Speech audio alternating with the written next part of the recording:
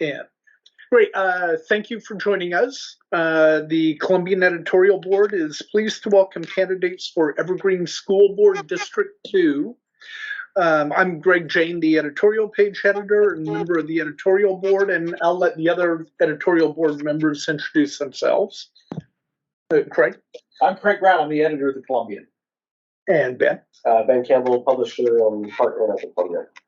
And our other editorial board members are out of town at the moment. So, and then we also have a reporter, Griffin Riley, sitting in on this meeting. He may be writing about this later and may want to speak with you, but he will not be asking questions in this forum.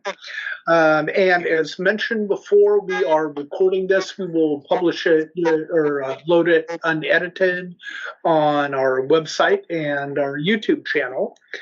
And let's see, with that, I think that's all the nuts and bolts. We'll move to the candidates. Please take 1 to 2 minutes to explain why you were running. And then after that, we'll move on to some substantive questions. And let's start with Rob, who's joining us remotely. My turn? Yes. My name is Rob Perkins. I am the incumbent board member in position 2 for Evergreen Public Schools. I have been in that position since March of 2014, so just about 9.5 years, and campaigning and running because I love the work, I love the kids, and serving them in this capacity has been joyful. And what I think is that the district has internal and external problems that I believe I have a good understanding about, and that are all on a trajectory towards better relationships with the community and better relationships internally one with another. That work needs to continue. And since I was the draft author of many of the policies that are supposed to bring the district in that direction, along with one other board member in each case, it makes complete sense to me to continue doing that work until I'm sure that the district is on a better trajectory. My plan is to fill the whole 4-year term. Great, thank you. And Chuck? Yeah, Chuck Keplar. I'm running because 23 years ago, my wife and I have been married for 3 years. Our first child had just been born, and we were looking to buy our first house. As we started that journey, we were looking around, and Vancouver became the place that we decided we want to settle. And Evergreen School District was the district that we wanted to be in.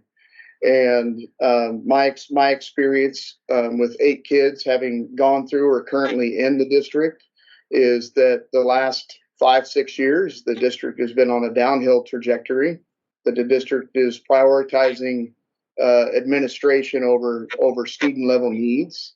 And I see a lot of students struggling and more people choosing not to enroll in the school district.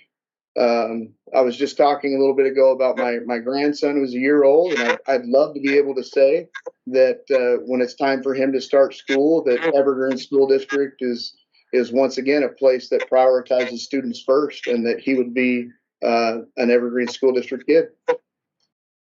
Great, thank you. And thanks again to both of you for joining us. There's been a lot of talk, both locally and nationally, about public school curriculums. What is your assessment of the curriculum in Evergreen? How would you work to change that? What problems do you see? And we'll start with Chuck. Yeah. Before you answer that, sorry. Rob, would you mind muting your mic? We're getting a little bit of feedback on Oh, yeah, good idea.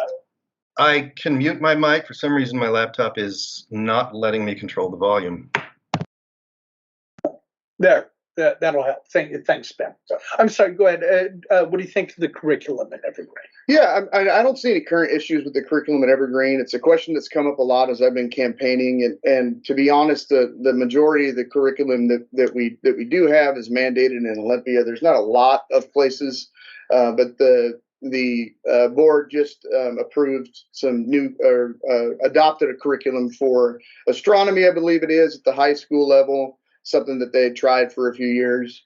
My biggest thing with anything is just empowering parents. Parents are aware of what their kids are being taught and are able to, if they feel so, have conversations with their kids about what they're being taught.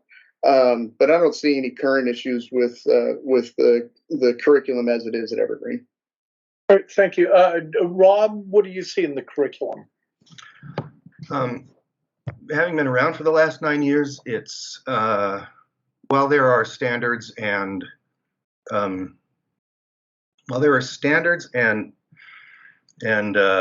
milestones, I have never actually seen a mandate from Olympia for other than having a curriculum.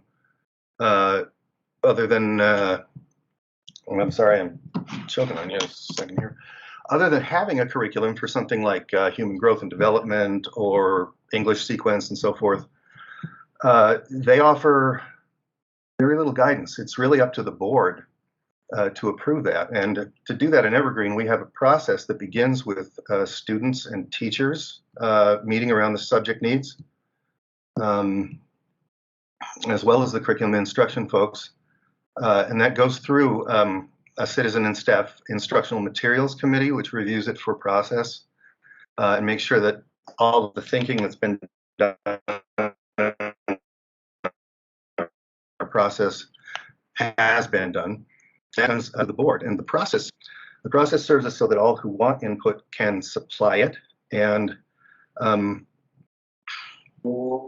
everyone interested has that kind of role.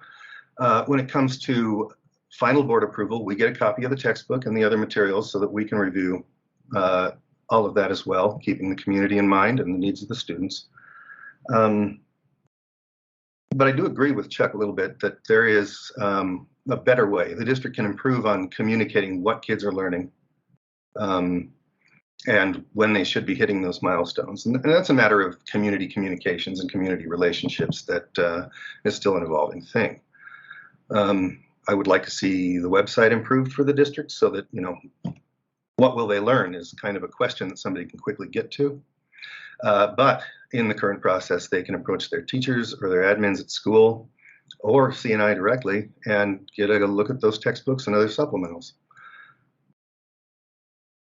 Right. So that being said, if you've been there 9 years, why hasn't this taken place already? This is what's taking place. Oh, why hasn't the website improved? Yeah. Well, it's a specialized kind of software development. And so it gets expensive. And I think on average, every other year has been budget cuts. So improving that is going to require some effort that with the pandemic and with the other complications that have taken place over the last 5-6 years, the central administration needs to bring a focus to it this time.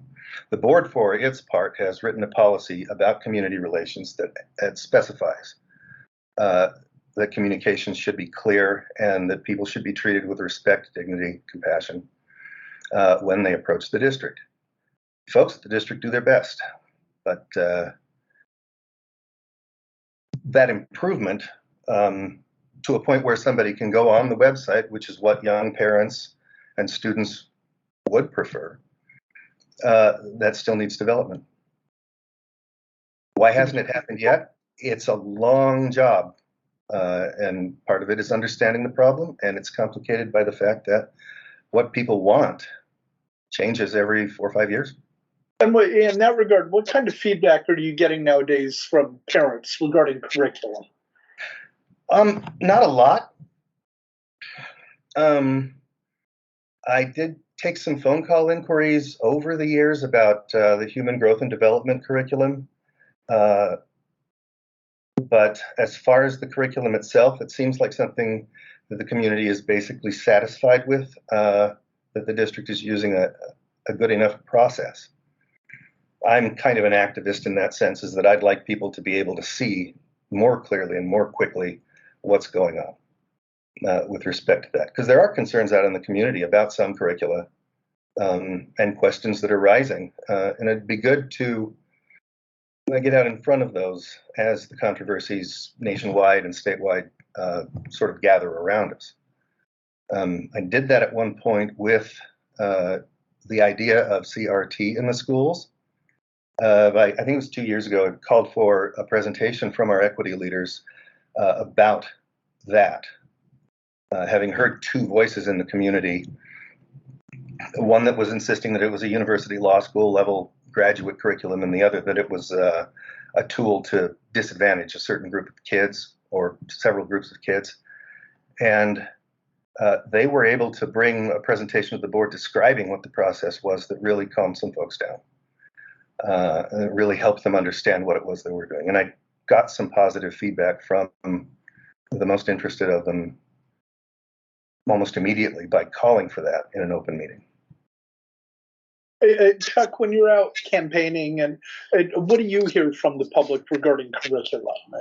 To me, it would just be that it's very difficult to get any information about curriculum whatsoever. Mm-hmm. So I can tell you with two current high school students, 2 years ago, we had 4 high school students that we may get a syllabus from 1 or 2 classes that we need to sign. And even those syllabuses can be very, very generic.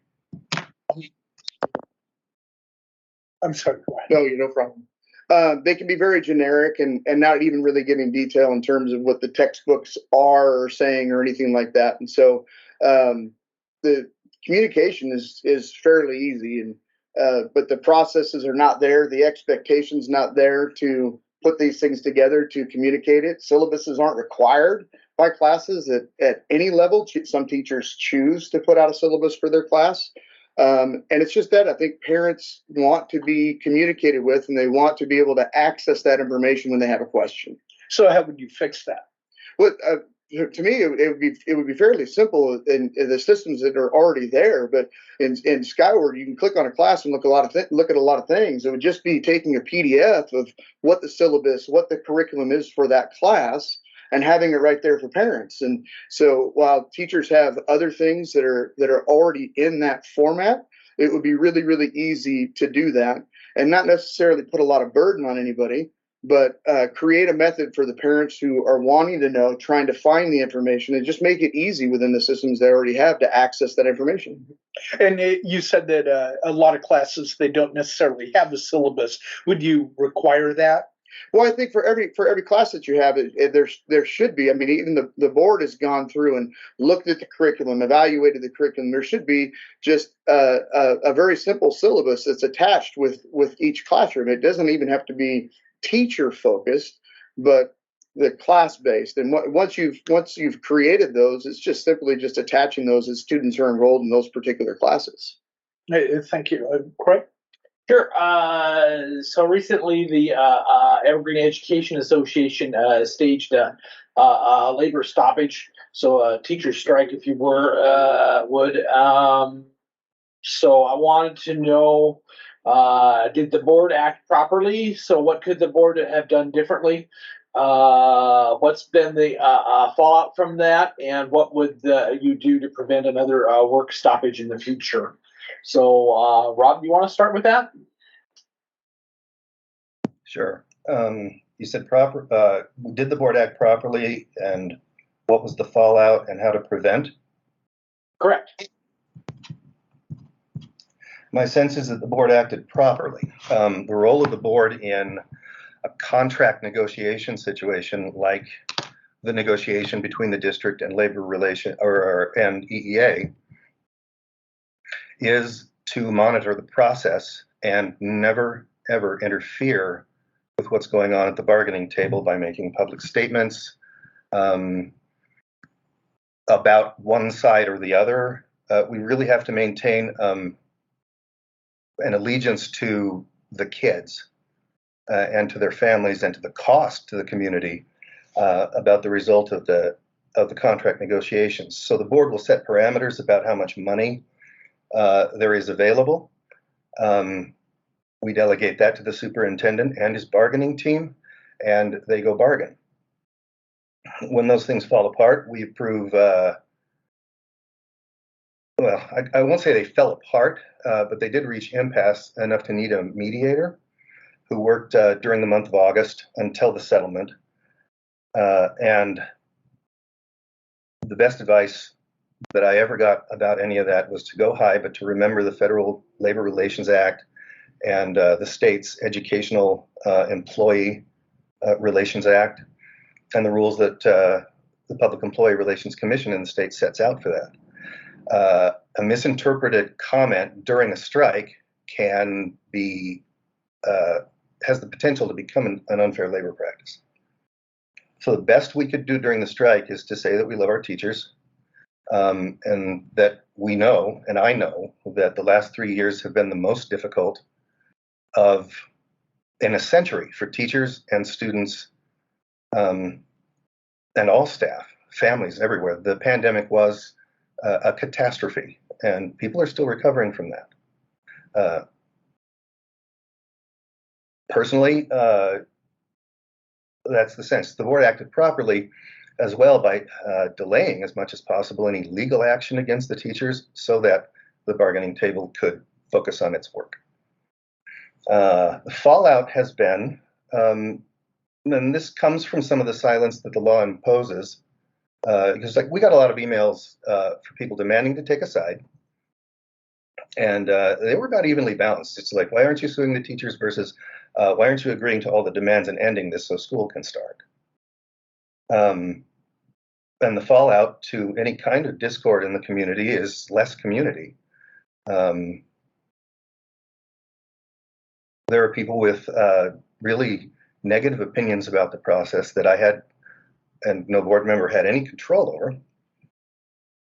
It was even hazardous to correct anybody on a piece of misinformation that was circulating because of the law. And because we didn't want the community to turn on the teachers. So that to me was what constituted proper behavior during the strike and during labor relations. I value that process more than not having that process, even if there's a strike. And I certainly support EEA's position in the district as the sole bargaining agent for their members. So we'll continue to act properly. We'll continue to support that process, and we'll deal with the fallout. And in my case, I have taken calls from a couple political parties asking, what was going on, and asking for my grace as they sort out the turmoil that was caused within their groups. But the real prevention of another strike like this, or letting the disagreements get this far, is to build trust. And the superintendent and the president and I have gone back and forth a little bit about how to build trust between a district and an educational association whose history of enmity goes back 50 years. If you look in your archives for 1973 and that first EEA teacher strike, you find Columbian stories about the teachers who were put in jail for contempt of court, and that assumption and that mistrust persists in one form or another to this day. It wasn't too long ago that the unions were led by folks who knew people or were people who showed up at the jailhouse with all of their colleagues and just asked the court to put them all in jail. I think about that. It's a large system, which means building trust is hard work. Teachers and school psychologists, counselors, all of these EEA members were also as traumatized by the pandemic as anybody else. That makes the strike and the issues that they were talking about and the fixes that they were calling for entirely reasonable. I agree that those are needed things. That the state only gives us so much money and the levy only gives us so much money, and so we have to talk with one another about how best to apply that. Chuck, your thoughts on the labor unrest? Sure. So obviously I don't have the inside information that Rob has, and I've put in public information requests and things of that nature, looked over the contract proposals. I do think that the board acted inappropriately in terms of how they were communicating some things. The banner page they put up on the front of the website just basically communicated one detail of the contract, which was money, and the teachers were asking for things like more paraeducator help, more nurse help, more second language help. Because of the cuts that the board has made, the teachers are now having to deal with not just an influx of students, but they are actually dealing with special needs students, students who have English as a second language, and not getting the additional resources that they need for that. The cutting of academic interventionists, at-risk advocates, the people who support the kids who are at the highest risk, were some of the things that the teachers were bargaining for in terms of getting more supports in the classroom. It wasn't just about money. And so even those things with teacher librarians and the support that they give and what teachers are now dealing with because they don't have those teacher librarians at their schools are all big things. And so I didn't see anything in terms of on the teacher's side. I thought, that what they were asking for was very reasonable. And again, my understanding from the outside looking in is that there's money set aside. One of the issues with the money that's set aside for cost of living increases by the state is while that money is supposed to be allocated for teacher raises, there's actually no enforcement arm. There's no way to force districts to give that money to the teachers as it's allocated. It's given to the districts, and then the teachers have to fight and potentially strike to get what was set aside for them. And now, just to make sure I'm clear, you say you think the board acted inappropriately regarding how they communicate. Again, the front page of the website had the EAA bargaining. When you click on it, the giant banner that's in front of you is about the amount of money that the teachers would get paid with their current offer and comparing it to other school districts. And what you're doing is you're being really reductive in what you're communicating there, because the contract, yes, there was a money part of the contract, but when you go through the entire contract, there's things like, for this many students, so if I have special needs students, this is how many paraeducator hours a teacher would get, right, to be able to assist with a special needs student or an English language learner, nursing capabilities and those sorts of things. And so I really felt that banner and the way that they put that out front and center was extremely inappropriate in the middle of a bargaining session when the issues were much, much deeper than just, is this going to be a 3% cost of living raise or an 8% cost of living raise? Now, the district website, does that go back to the board itself? Do you think they're in control of that? Oh, I mean, I know the board ultimately has the ultimate responsibility for the supervision of the superintendent. And so anything that's publicized is under the control of the board. So 100%, yes. Rob, what would be your response to that? Is that under the purview of the board? The board directed that the details of the offers be made available to the public. So the district's offer was present on that web page, well above the fold, however you want to interpret that for web pages, before and during the strike. So a little bit after the beginning of August, that changed from a single infographic talking about salaries to the entire offer, which included the district's offer for supports for those things that the teachers were asking for. They didn't really get agreement together on that until very close to the end of the bargain, but it was there and it was on offer. And it was much more detailed than Chuck is suggesting. While it was true that in July and before it just had an infographic about salary, after they reconvened and brought the moderator in, that page contained summaries of what had happened each day of bargaining. It contained the district offer, and towards the end it contained a comparison between the district's offer and EEA's counteroffer. So the information was there. And I had a friend tell me about that. So then when they went to the web page during the strike, they saw what they needed to see in detail. Okay, and it was never really true in that sense.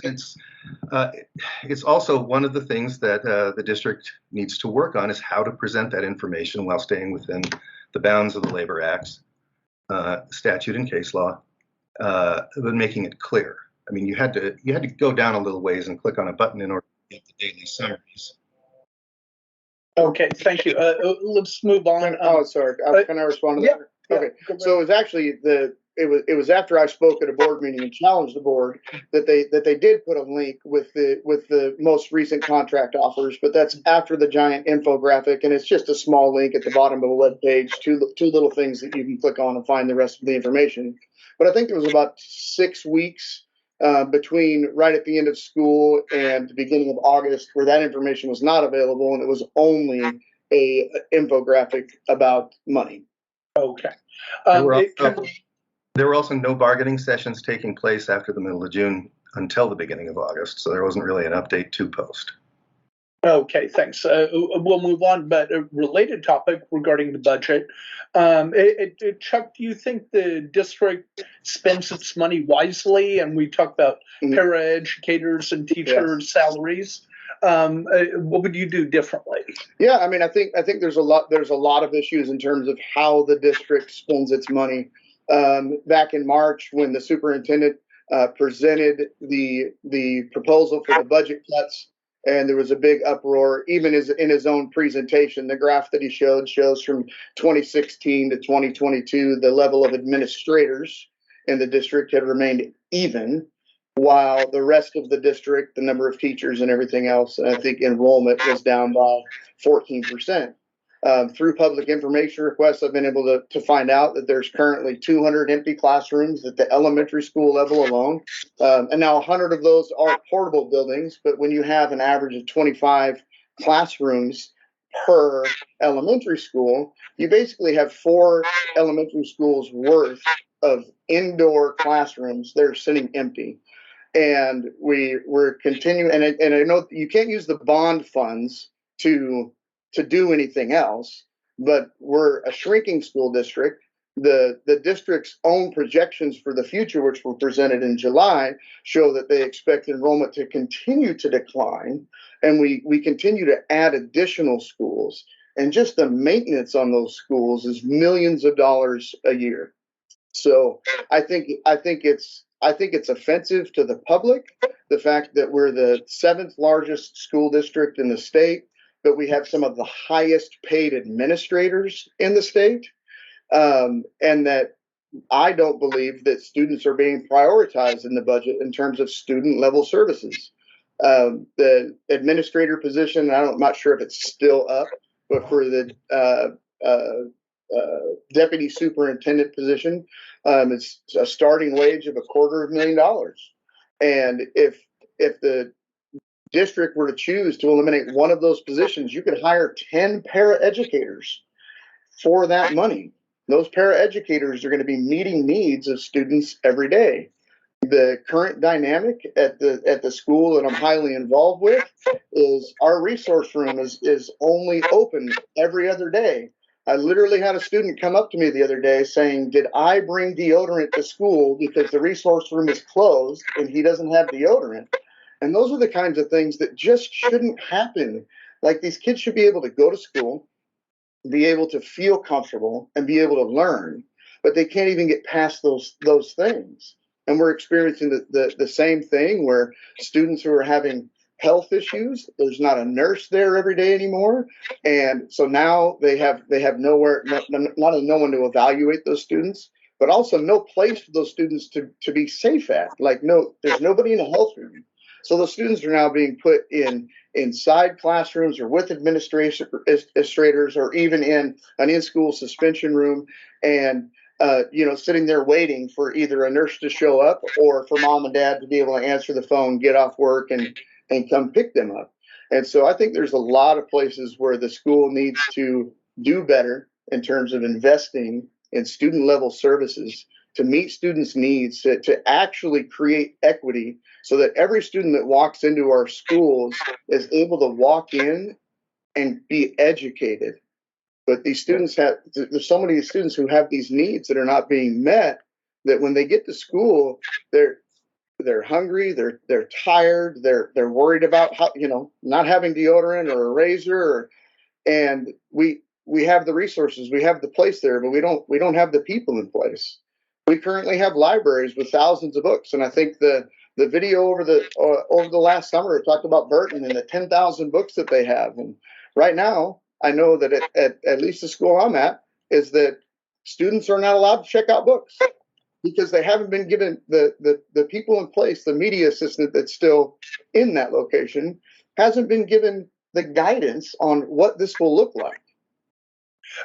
Real quick, what is the overall budget for the district? I think it's $400 million. Rob, first of all, is that the accurate amount for the district budget? It's between 400 and 420 million. Adjusting for inflation over the years, it's actually less spending power than there was 4 years ago. And is that being spent wisely? It's being spent openly, and it's a very large system. So an opinion about whether or not it's wise, in my opinion, we are allocating things wisely and correctly. It's complex, but that's no excuse. When the public asks a question, that it should get an answer. 90% of the money spent by the school district is spent in salary and benefits. 2/3 of that is for teachers. About 5% of that is for the administrative office, and it's always been a little bit lower than the state average for large districts, and it's actually been something we've considered wise over the years. As far as the logistical elements that Chuck is bringing up, I would direct you to either the district or to the principal at Evergreen High School to see how things are going there. And he's certainly raising questions that I intend to ask him, or Heather Fowler up at the school, up at the district office, who supervises those folks. As far as para-educators go, there are currently 70 openings, and the condition last year was virtually all of those openings are in the special education, para-education kind of category. Last year it was 125 openings. The district is grappling with the same labor shortages that exist in every industry and in every job category in the county. So yes, we could hire 10 paraeducators with $250,000, and we intend to hire 7 times that. But the recruiting efforts have only been able to reduce that by about half from the level it was last year. And the board directed that the recruiting efforts really increase for those jobs. They're difficult jobs, and they require a little bit of specialized training. And so finding the right person has been difficult. There really isn't anything anyway to fix that. It's the kids with the greatest needs who need those people who we're not getting applicants for. And I'm sorry, let me back up just for a second. How does Evergreen, how does the administrative pay compare to other similar districts? I'm not sure what the source of the information is that Chuck's providing. I'm sure it's factual. The Office of Financial Management will list a number that's higher for the last 2 superintendents at least than the contract stipulates for base salary. This has to do with the way that the retirement funds that are also in all of these contracts are distributed. If they take it as a before tax disbursement, it turns into salary on those numbers. I believed that Mr. Boyd's salary this year is competitive with others nationwide for a job in a district this size. And in comparison to our teachers, who with this new contract remain the highest paid in the county, and in the region. Paraeducators whose salaries are competitive with, but not quite as high as our neighboring district. I believe that we're doing all right using the negotiating process and the bargaining units to come to agreement about what those levels should be. As far as administrators in the central office go, the largest cuts to the central office took place 2 years ago, not this year. And they were still able to find 1 or 2 positions. But I'll defend the hiring of a deputy superintendent. The district has always had someone, an assistant superintendent or deputy superintendent, to help the superintendent with a system that has 39 schools and 22,500 kids. With respect to empty classrooms, there's 1 new building. The others replaced existing facilities with improved facilities for our students with the very highest of needs. So we have Archway Academy, Hollingsworth Academy, and Legacy High School out of their rented and portable spaces, now in permanent buildings. That's cheaper. The other replacements were very old buildings whose maintenance was getting much more difficult. And then finally was the additional elementary school. I'm pretty certain we're going to have a conversation about those empty classrooms, but I know that in a couple of places, those empty classrooms are being used by PTA or boys and girls clubs as a space before and after school for kids to gather. So whether or not they're in a classroom led by a teacher, the space is being used to support kids. And I'm curious, Chuck, in your campaign materials, you talked about the hiring process for superintendent. Yeah. What would you do differently? Well, number one is I would create a process for hiring the superintendent. Currently, there is zero policy in this size of a district, zero policy for the hiring of a superintendent. And so I don't have the full solution, but I can tell you that if I was elected, that my first proposal would be is that the board would put on their schedule to workshop and create a hiring process that is then followed through with for future superintendents. Rob, does the process for hiring the superintendent, does that need changing? Yes. Future superintendents should go through a public process. Why haven't they? I called for them with my members and didn't prevail.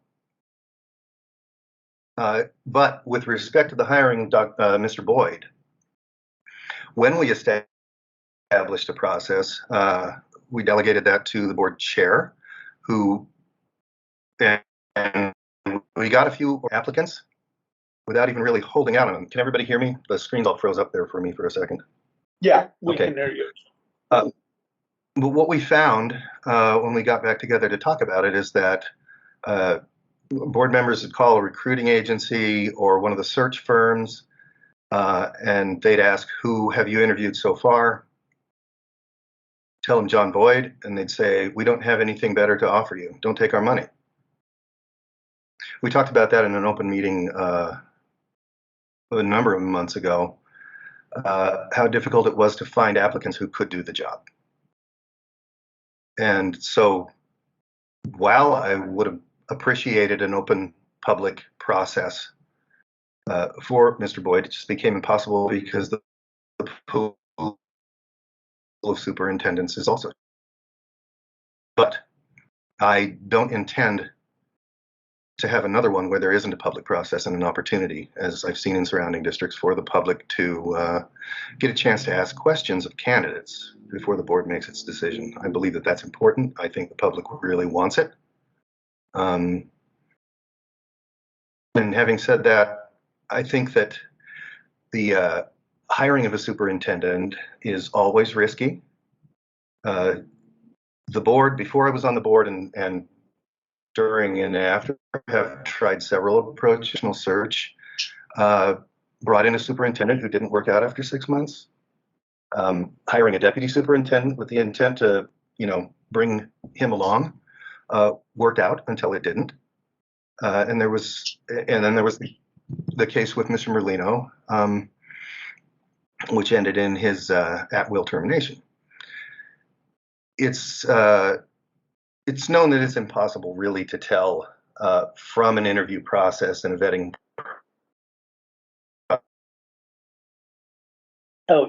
in their job. Breaking up there. Go ahead, please. Okay. You were breaking up, so we'll and move along. Craig or Ben, do you have any questions? Sure.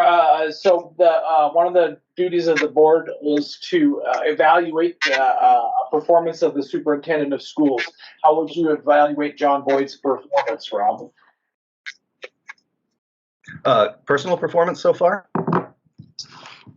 John began working for the school district on the same day that the levy failed last year.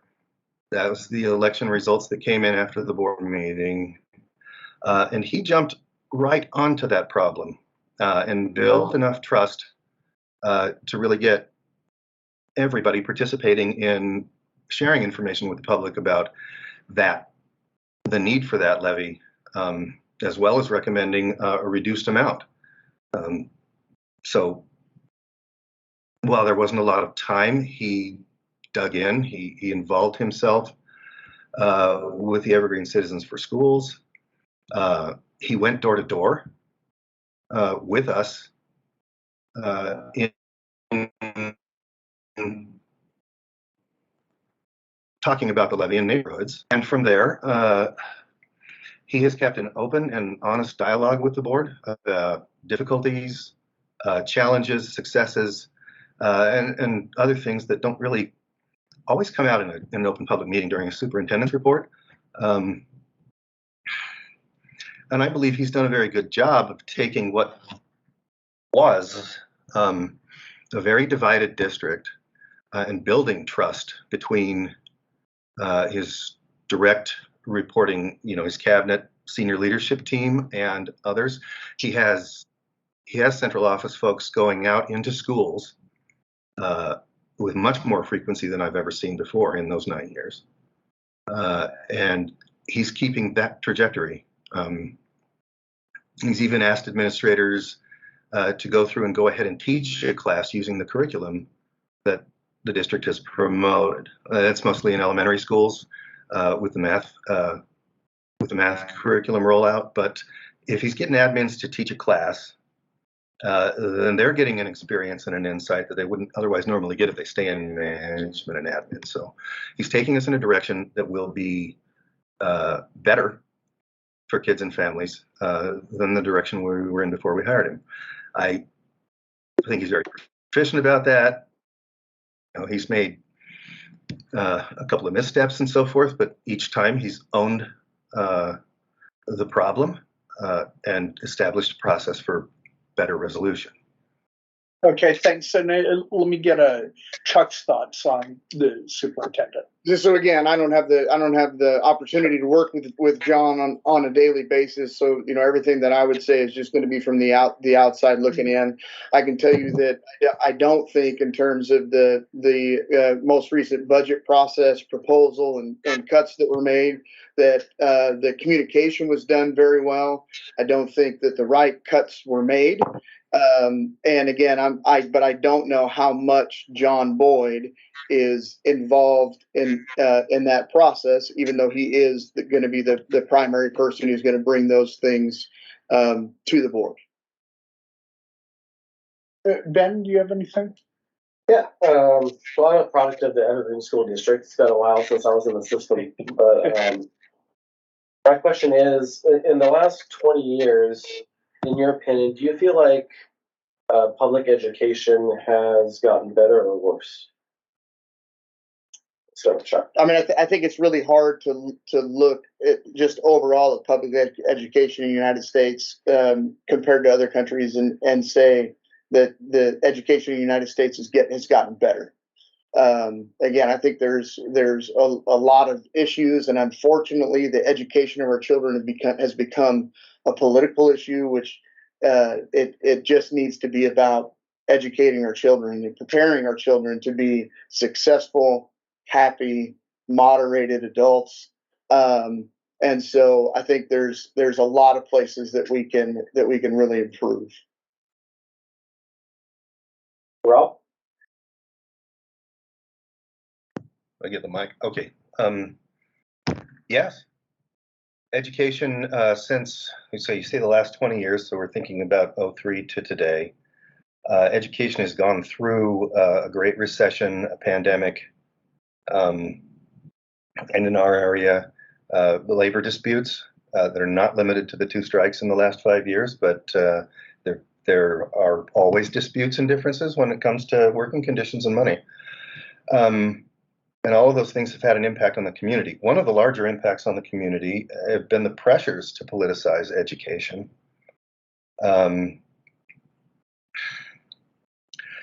So what I think has been happening is that I've seen teachers, principals, administrators, everybody around kids constantly looking for a way to improve their experience. Our policy says students will graduate prepared for their next step in life, be that college or jobs or technical school, committed to the common good and motivated to continue lifelong learning, is a paraphrase of our big result policy. We know that's an aspirational statement. I know that's an aspirational statement. But we're also committed to making sure that the district develop actual numbers and other data around whether or not we're on a trajectory towards more of that. And in the coming year, I think, we're going to see some additional information readily available to the public about things like that. Education has gotten better in the terms of pathways and academics in order to get into that. There were some state laws that were changed that permit a vocational track to carry the same dignity and opportunity as a college track, which was something that the system was forced into around 20 years ago that didn't really work out all that well for a lot of people. We've seen the social pressures on kids shift from, in-person harassments and things to this technologically facilitated social media harassment. The traumas they're experiencing at home and in the community at large they just seem more intense than they ever were. And the community that they come from is the community that they bring into the schools. So we have to be very, very mindful and specific about, yes, some things are worse for kids, some things are better. How do we make it socially, emotionally, and physically safe enough that they can relax and learn? Thank you. Yeah. I think with that, anything, we'll go ahead and move on. Give us your final pitch for why voters should support you, and we'll start with Chuck.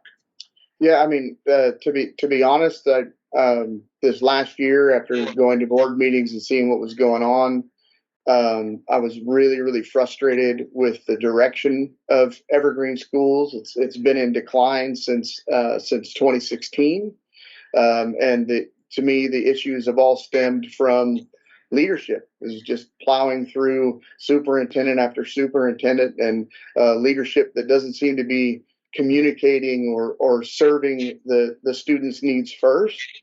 And I've always been a person that has said, if there's an issue that I'm going to point out, then I better be willing to step up and be willing to fix the issue. And so I made the decision to run.